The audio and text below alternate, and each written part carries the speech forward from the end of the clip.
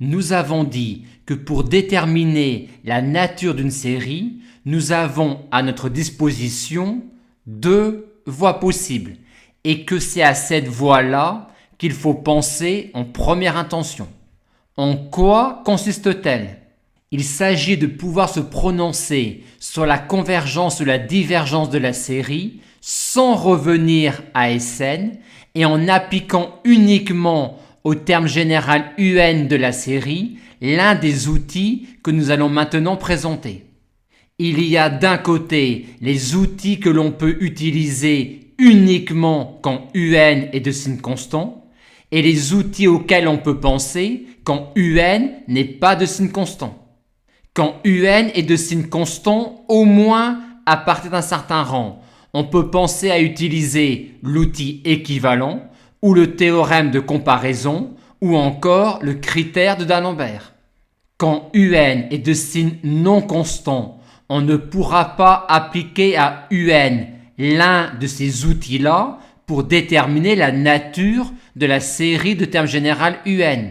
Par contre, quand UN est de signe non constant, on pourra tout de même appliquer ces outils-là non pas à UN, mais à valeur absolue de UN pour étudier si la série des valeurs absolues converge ou non.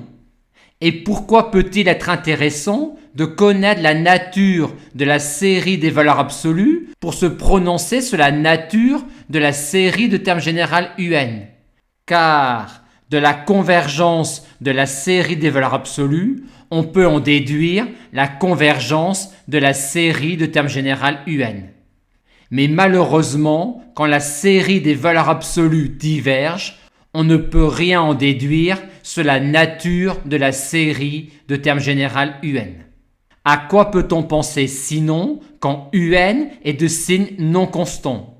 On peut penser à utiliser l'outil du critère spécial pour certaines séries alternées, ou encore utiliser un développement asymptotique de UN pour se prononcer sur la nature de la série de termes général UN. Rappelons enfin que pour qu'une série converge, il faut au moins que le terme général UN tende vers 0. Par conséquent, si le terme général UN ne tend même pas vers 0, il n'y a aucune chance que la série converge. On dit alors que la série est grossièrement divergente.